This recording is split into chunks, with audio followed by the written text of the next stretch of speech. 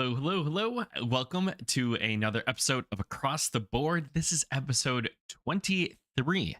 Tonight, I'll be talking a little bit about Jishin Zero to Hero, as well as his sister Team Money with a stable update, talking about kind of my stable strategy going into this next season, some tips for Foals Day prep, as well as a follow up on some of the breeding analysis I talked about last week. So, a lot to talk about tonight.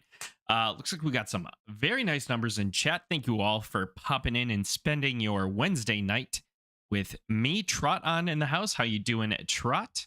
Welcome, welcome, welcome. All right. So let's go ahead. Let's dive in. First, talking about my stable, kind of where things are at.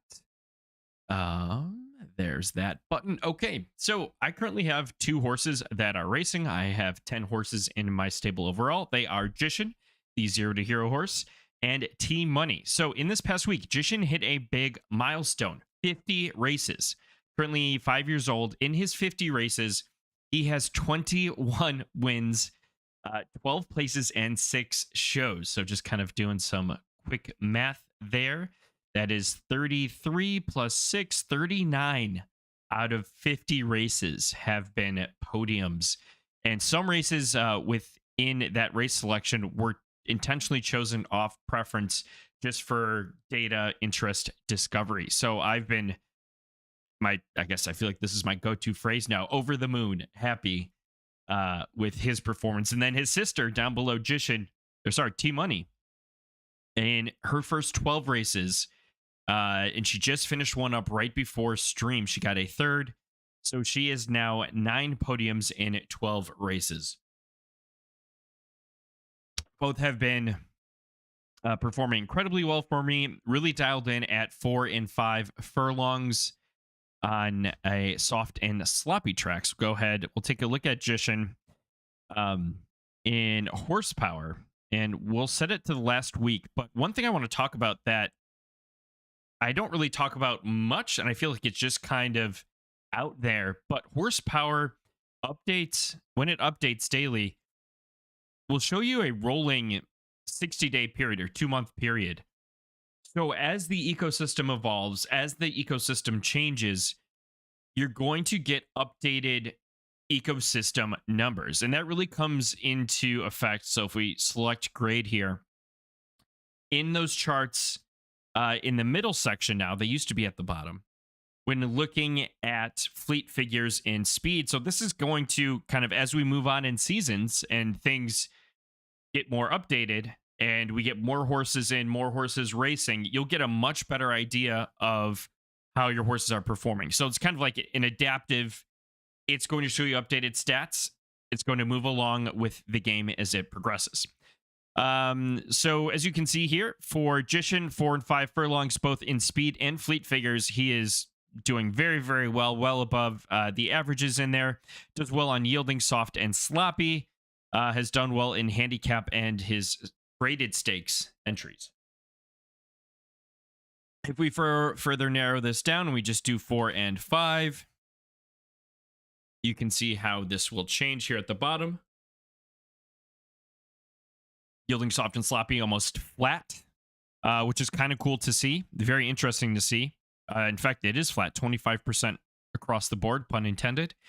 And then handicap and stakes still holding. Grade 1 got absolutely rocked. But allowance still too, not bad, 44%. Looking at his performance over time here now in the bottom right, you can see that his average fleet figures went down from, so he's 5 here, 4 here, 3 here. Sorry, his finish percent went down and is kind of leveled off. And his, alternatively, his fleet figure shot up. And again, very, very similar. Kind of makes sense. And then looking at his profit, last season he crushed it with his profit and still doing pretty well so far here. He's got a race coming up in a few hours. Looking at his sister Team Money and how she is doing. 11, yep, don't have her most recent race in here. but still same grade, same distance. Got those already locked in. You can see not as high, but she's still young. She's only 2 right now, and she has just under 9,000 Derby. She has more than that now. But Fleet figures, yeah, kind of in the average there. Has not done as well on Sloppy. Interestingly, did okay on Fast. But I don't think she's peaked yet. Her brother has a lot more races under his belt. So very interesting here, actually, looking at this, looking at 4 versus 5. I have to look at the race breakdown of those 5 furlong races. But not profitable there. However, in 4, she definitely is. So what does then, looking into my stable overall, not just the racing horses, but next season, so I have a colt coming in, Cheeky G, and he is a Jaja Ding Dong in Bambera offspring. Bambera I got through selling off some other foals. I wanted to get into left dirt. I'm excited to see where he goes and to race him soon. Trinket, very excited for Trinket. He is still a bit ways off from racing, but Wabi and Neptune, I wanted that. I wanted a Wabi Neptune filly. Got it. Very, very happy with her. Then we have kind of the the broodmares. We got Bambera, left dirt soft. Lucky number 11, right dirt firm. Reagan Leaf, a new addition to the stable, left dirt firm. Then Wabi, the OG, left turf soft. So I wanted to get into left dirt, firm and soft. Reagan Leaf was a pickup for 210. It was available on the market for cheaper. It got bought up and re-put on. Tried to briefly look for the owner, couldn't find them, and ended up probably overpaying a little bit for it. But kind of happy outside of the stamina. Really like the boost profile. We look at GAC. It's the grade above counter. So the way we calculate that is overall grade B+. And then we look at the start is 1. Speed would be 1. It doesn't matter how much higher or lower it is. It's just, is it higher or lower? Stamina is flat. Finish is flat. Temper is flat. And heart is above. So to me, what this says, or what this GAC shows, at least in this horse, is that it is the fact that there's nothing in below the average grade was really appealing to me. The high track preference was really appealing to me. The nice boost profile outside of stamina was really appealing to me. And the fact that there's a 3 GAC was also really appealing. So I think there's a lot of opportunity for me with this horse. If you look at the progeny, we have 4 and 18, not great. And then we have Lime Leaf, which is 8 out of 17. Awesome. 7 out of 20, not horrible, could be worse. But then 9 out of 18. So there's definitely some potential I'm seeing in the offspring. Going to be applying some of my breeding thoughts and theories on that in this upcoming breeding window. And then I have Hawk and I out for stud as well. And then obviously Jishin and T-Money in here. So kind of what I'm looking at for next season is really going to depend on where things land. This season, all of my broodmares were bred in a very intentionally strategic way. A way very similar to that T-Money and Jishin were bred. Testing out a theory, one that I don't think is talked about very much. It's one that I've talked about on stream in breeding Jishin. But depending on how that kind of pans out, which we'll know in a few seasons, I will definitely be talking about that more if it comes to be that this is actually a very successful strategy for breeding. So with if I get any fillies out of those 4 horses, then I'm going to kind of, that would be half of that breeding strategy. We'll look into getting into the second half of that breeding strategy. But then I also want to pivot And that pivot we'll talk about a little bit later in stream with some of that breeding analysis.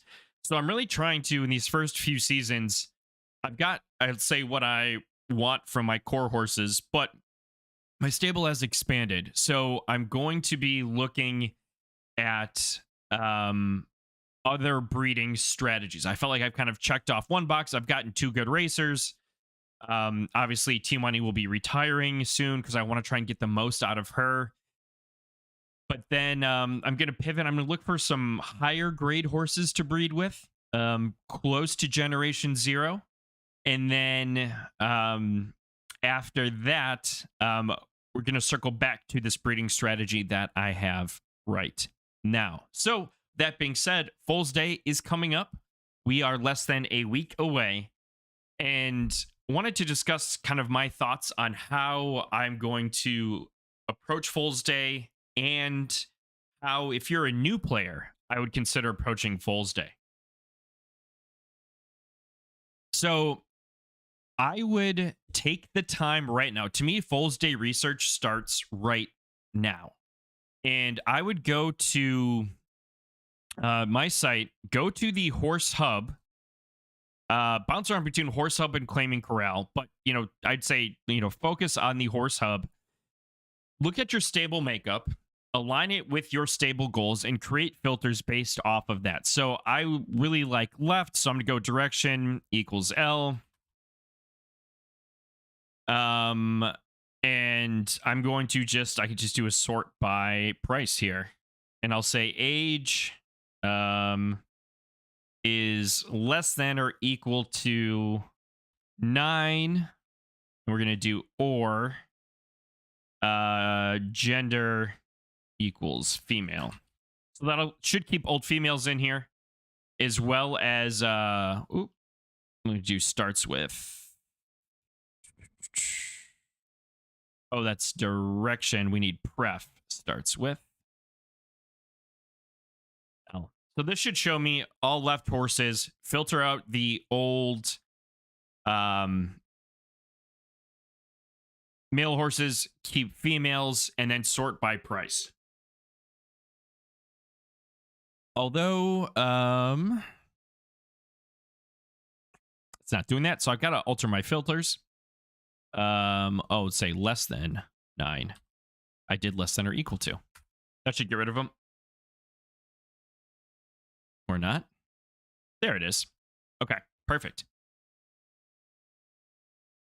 So this gets rid of the old male horses. We'll keep them if they're female, and aligns with my goals of staying focused on the left side of things. Again, filter will save. But the important part here is I want to start looking at prices. So, and also prices by age, these prices by cohort. And try to identify, okay, where is kind of, for the needs of my stable, where are those kind of like benchmark lower prices? Get an idea of what the floor is, get an idea of what I'm comfortable paying, so that when Foals Day comes along and theoretically creates a lot of volatility in the market and in the floor, that you have an idea of what you're comfortable spending based off of your strategies. Again, not financial advice. Do this for you, not because I'm telling you to do it. But you'd have an idea of what you're comfortable spending, what your goals are, and what the market has been, so that when Foals Day comes, you can make decisions faster. And I think the kind of Horse Hub would be a great way to utilize that, get some of that information, start tracking it, throw it into Excel. What are you seeing for prices? What is a cohort price? We have a lot of age 0 horses are going to be age 1. How are those prices going to change? Are they going to change? Is there value there because they are that much closer to racing? And depending on your racing profile and how many horses you have available to you for racing, maybe it makes sense to buy that. Maybe the price isn't adjusted. Maybe it drives the floor down. So a lot of different things to consider for Foals Day, but create some benchmarks for yourself, and I would start it now. Next up for the evening. I'll drop this in chat again. Check in chat quick. Cool. So the next thing I want to talk about is breeding. And with Foals Day coming to an end, then the breeding window opens up. And with breeding, in last week's episode of Across the Board, talked a lot about male and female grades and how those impact offspring. And is breeding fast or breeding up detrimental to offspring performance? Now, Stens, who was in chat last week, shout out Stens, commented. I showed this chart right here. It'd help if it was on stream. There it is.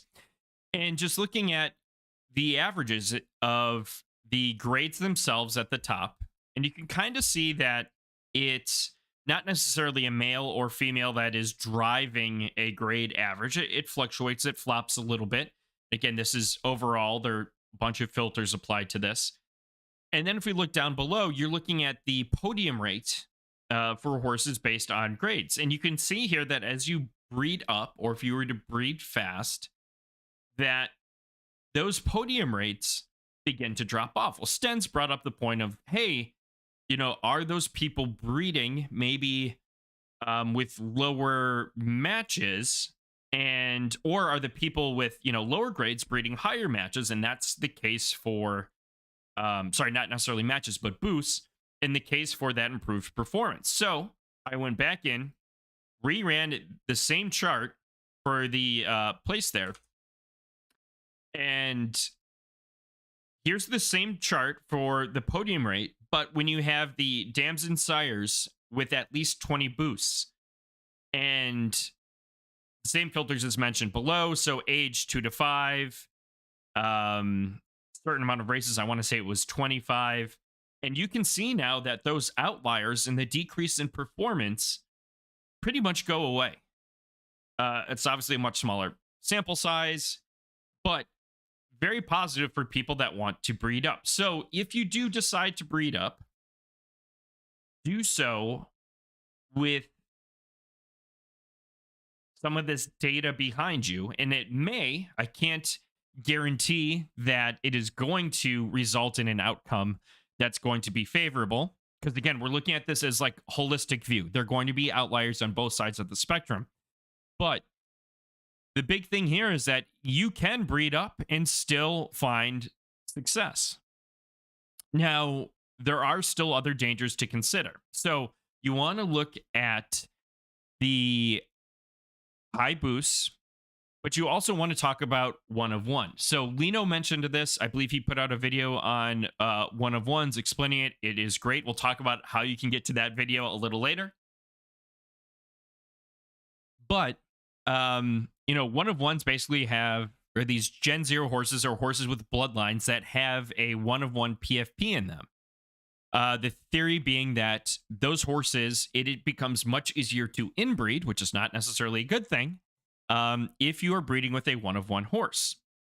So when people talk about breeding, they talk about, breeding fast, breeding slow, breeding up. I think you also need to consider not only kind of that vertical component, but that horizontal component of the overarching gene pool. And are you eliminating or cutting yourself out? To put it in sports terms, are you out kicking your coverage with your breeds? So here's an example. I'm not saying this is going to be a bad breed, not trying to, shame anyone here. But I think this is just very illustrative of a point, and I'm going to give you a scenario for this. So we have a horse here available in the stud market for $50,000 Derby. Ride the Lightning. Shout out Grape Syndicate. Ride the Lightning is an S plus horse with some pretty good track preferences. SS minus heart, S plus stamina, S plus finish. So, but when you look at the bloodline of this horse, we have Zeus and we have Just the Tip, both of which contain 2 one of one PFPs. So if I had a, female horse I'm looking to breed and I am, RDF, I may not want to breed with Ride the Lightning because even though on paper it's an S plus, I'm hitting 2 1 of 1s, which greatly increases my chance of inbreeding. But also, if I get a very high grade out of my breed, so let's say I come into this with an S horse, and I end up with an S plus filly, I've outkicked my coverage, so to speak, because now I have 2 1 of 1s in the bloodline, and I have a super high grade. So in order for me to move on, given the population of S plus being so small, I'm going to I have a very limited selection of horses that I can breed with. So that, again, thinking about, breeding up, you're breeding up because you're breeding to the max. And then you're also like really shrinking the horses that you could potentially breed with. So something to consider. I see some, stables groups talking about, just wanting to go up, wanting to get into the, this major race, this big time race, wanting to get all of this derby and just looking up, up, up. And I think you really need to think of both your up and your wide. Whereas, people who typically breed slower don't have 1 of 1s going up, maybe a grade, half grade, full grade, maybe up to 2 grades, even, especially if you're in the Bs or like low A range, your chances, you're likely to have a higher boost profile. You have greater odds of not breeding with a 1 of 1. And by breeding slowly, building that foundation, which I've talked about before in the past, you keep so many options open for very diverse bloodlines. Now, I'm not trying to bash Ride the Lightning, not trying to say this would be a bad breed. Do what works for your situation. But I think it just really illustrates the point I'm trying to make of thinking about breeding, not just vertically, but horizontally as well, and kind of what that creates for you or doesn't create for you. So think about your 1 of 1s, think about your accessible kind of pool of horses that you could breed with and what that looks like.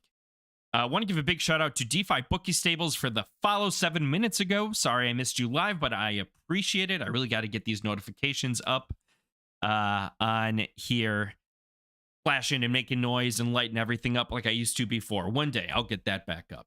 So that's kind of my spiel or my kind of take on breeding and breeding considerations. If you look back to my horses, we'll go back to my stable and we look to racing. You look at Jishin and T Money, they have the same bloodline, but no 1 of 1s, high GAC, because we've got A with 3 A pluses and no A minuses, B plus with no Bs and 3 A minuses, high GAC, high match. If you look at the just different PFP characteristics here, I believe they're both 3. And it's a B plus and an A. So my gene pool for left turf is very wide. I have a lot of room to go up still because I'm at an A minus. T Money might be a better example to show because I can, breed with her. But and very high track preferences as well.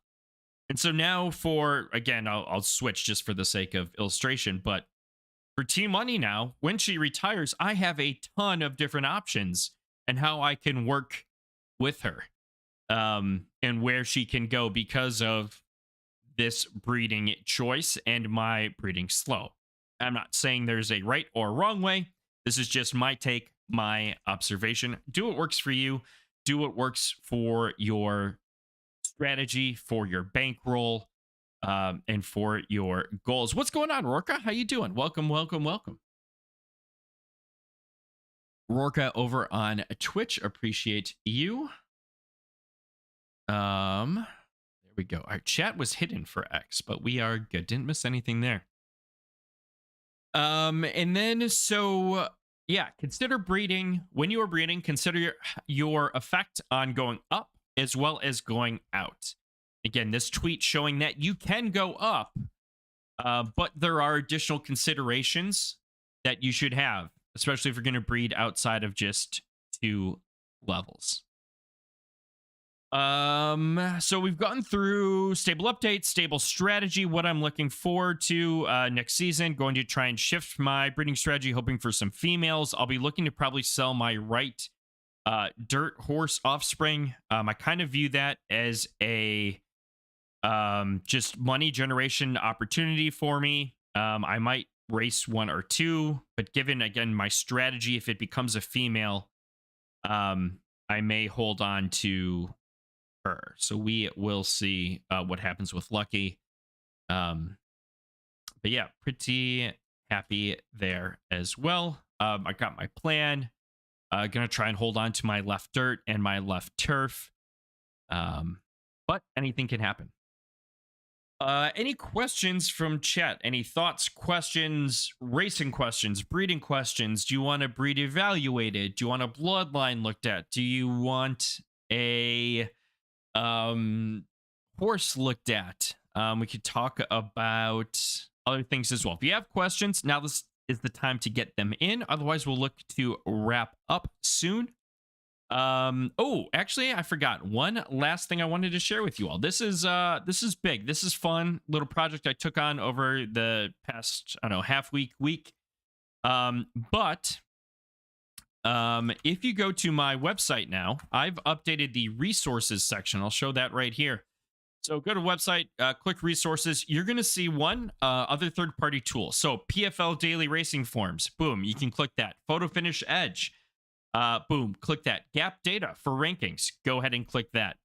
But in addition, you are going to get automatic updates from content creators. As long as there is a feed available for me to use, it will be in here. So if you do exclusively Twitter Spaces, I apologize. I don't have that in yet. Looking for a way to do it. But if you have Twitch VODs, if you have YouTube content, please let me know. I will get it in. You can see Cross Support episode 23. You could actually go and watch this live. We have Past Your Bedtime, Digital Romad. So his videos are in here. We have Absolute Horsepower in here. Stens. We have Lino.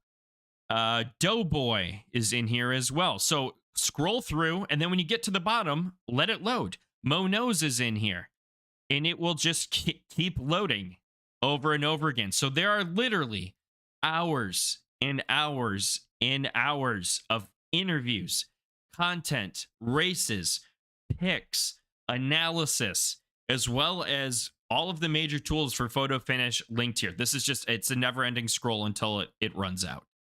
You even got some old Zed stuff in here from Chateau. So go ahead, check that out. Again, this will be updated live.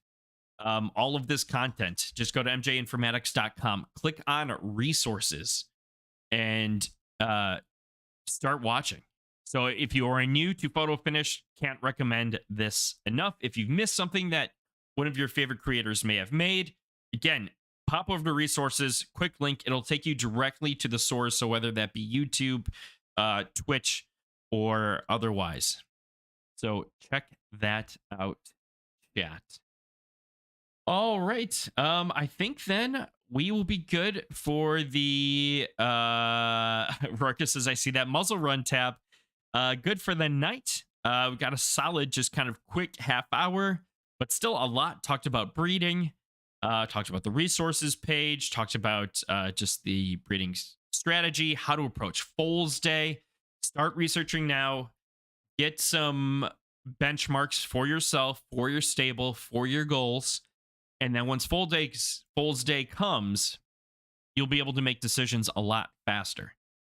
Then finally, in 30 minutes, I'll be going live again, talking about muzzle run and my first muzzle run tool called the Dog Pound. So I'll be releasing the first version of that. All right. Thank you everyone for tuning in. I will see you next week. Yes, I will. I will still be around. I'll see you next week with another episode of Across the Board. Hope everyone has a wonderful Foals Day. and you get all of the horses and grades that you want. Wherever you are in the world, good morning, good afternoon, good evening, and good night. I will see you next